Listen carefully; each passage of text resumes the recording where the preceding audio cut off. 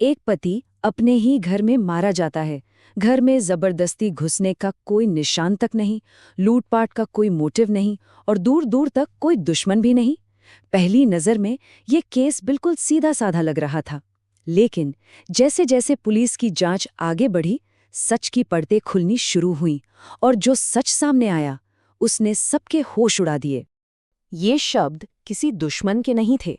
ये शब्द उस इंसान के थे जिस पर शायद दुनिया में सबसे ज्यादा भरोसा किया जाता है। और बस यहीं से इस कहानी का सबसे स्याह, सबसे उलझा हुआ पन्ना खुलता है। चलिए इस पूरे मामले की तह तक चलते हैं। जी हाँ, एक पति का कत्ल, और शक की सुई घूम फिरकर सिर्फ एक ही इंसान पर आकर अटक गई, उसकी अपनी पत्नी। जिस इंसान पर उसने सबसे ज्यादा यकीन किया, वही इस पूरी साजिश के केंद्र में थी। लेकिन वजह क्या थी? न पैसा, न प्रॉपर्टी, न कोई पुरानी दुश्मनी, बल्कि कुछ और ही, कुछ ऐसा जो हमारी आपकी सोच से बिल्कुल परे है। तो आखिर ये सब कुछ शुरू कहाँ से हुआ? इस कहानी को पूरी तरह समझने के लिए हमें पहले उस इंसान को जानना होगा जिसकी जान गई, और फिर उस क्राइम सीन को बारीकी से देखना होगा जिसे बड़ी चालाकी से एक परफेक्ट क्राइम दिखाने की कोशिश की गई थी।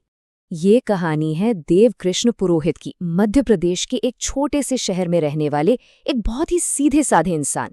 एक आम सी जिंदगी, कोई क्रिमिनल बैकग्राउंड नहीं, कोई लड़ाई झगड़ा नहीं, बस एक आम आदमी जो शायद अपनी इसी सादगी की सबसे बड़ी कीमत चुकाने वाला था।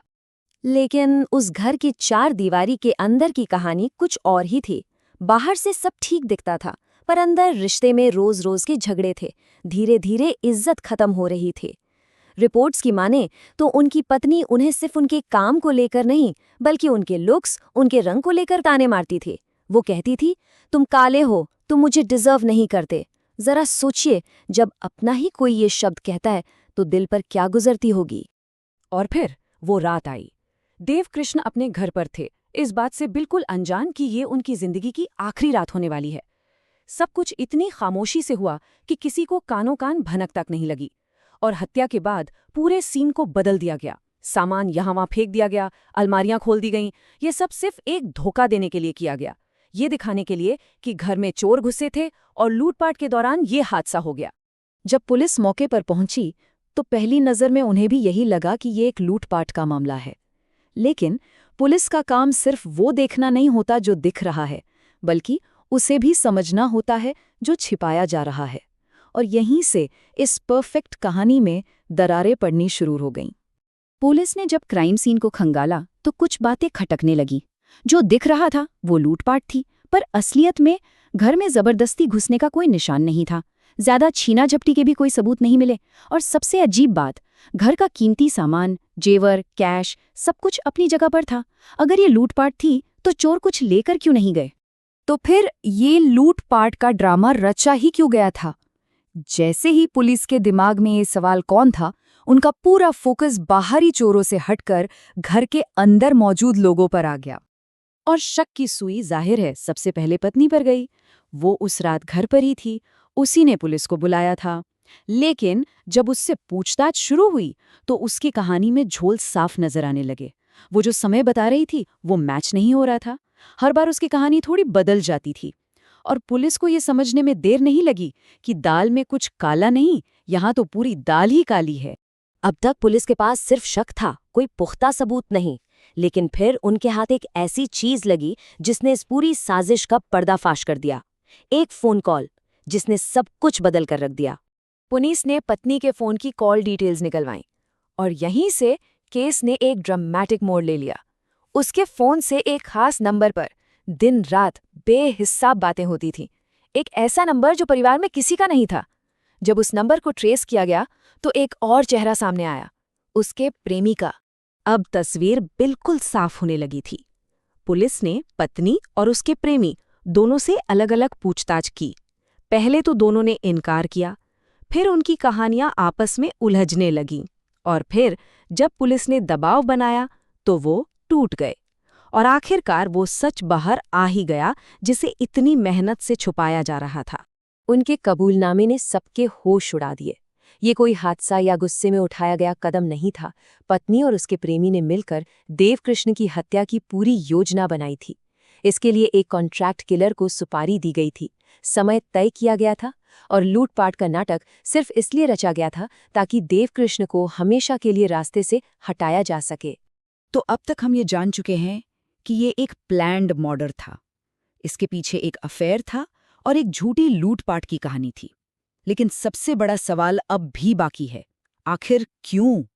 क्या सिर्फ एक अफेयर की वजह से कोई किसी की जान ले सकता है, या फिर इसके पीछे की वजह कुछ और ज्यादा गहरी और ज्यादा खतरनाक थी? ये सब एक दिन में नहीं हुआ, ये एक पूरी प्रोसेस थी। सबसे पहले अफेयर की वजह से पति पत्नी के बीच इमोशनल दूरी बनी, फिर इज्जत की जगह ताने और नफरत ने ले ली। इसके बाद झूठ बोलना और धोखा देना एक आम बात बन गई, उन्हें कुछ गलत ही नहीं लगा। और आखिरी स्टेज में उन्होंने हत्या को ही अपनी प्रॉब्लम का सल्यूशन मान लिया। इस केस की सबसे डरावनी बात यह नहीं है कि हत्या हुई, सबसे डरावनी बात यह है कि ये गुस्से में या अचानक नहीं हुई थी। ये एक ठंडा, सोचा समझा और पूरी तरह से प्लान किया हुआ फैसला था। प्लानिंग हुई, पैसे दिए गए और एक इंसान की जान ले ली गई। ये आवेग में नहीं बल्कि पूरे होशो हवास में किया गया एक गुनाह था। जांच पूरी होने के बाद पुलिस ने पत्नी, उसके प्रेमी और हत्या में शामिल सुपारी किलर को गिरफ्तार कर लिया। उन पर प्लान्ड मर्डर, आपराधिक साजिश और सबूत मिटाने के चार्जेस लगाए गए। एक इंसान की जान चली गई और कई जिंदगियां जेल की सलाखों के पीछे पहुंच गईं। ये कहानी हमें कुछ बहुत ज़रूरी बातें सिखाती है जिन्हें कभी नज़रअंदाज नहीं करना चाहिए। पहला, किसी भी रिश्ते में इज्जत की कमी। दूसरा, लगातार ताने मारना और दूसरों से तुलना करना। और तीसरा, इमोशनल धोखा और एक दूसरे से दूरी बना लेना। ये सिर्फ छोटी मोटी प्रॉब्लम नहीं होती, ये बहुत बड़े खतरे के सिग्नल होते हैं। और सबसे बड़ा सबक, अगर कोई रिश्ता बोझ बन गया है, अगर वो काम नहीं कर रहा, तो उसे बाहर निकलना, उसे खत्म कर देना गुनाह करने से लाख गुना बेहतर है। तलाक या अलग होना दर्दनाक हो सकता है, लेकिन ये किसी की जान लेने का हल कभी नहीं हो सकता। एक गलत फैसला सिर्फ एक नहीं बल्कि कई जिंदगियों को बर्बाद कर देता है। इस कहानी में सब कुछ था, धोखा, नफरत, अहंकार और एक जानलेवा साजिश। लेकिन एक सवाल सोचने पर मजबूर करता है, इस कहानी का असली विलन कौन था? वो अफेयर, वो नफरत, या फिर वो सोच जो किसी दूसरे इंसान को इंसान नहीं बल्कि रास्ते का पत्थर समझने लगती है? ये सिर्फ एक क्राइम स्टोरी नहीं है, ये एक आईना है जो दिखाता है कि जब रिश्ते में नफरत हद से गुजर जाए तो अंजाम कितना भयानक हो सकता है।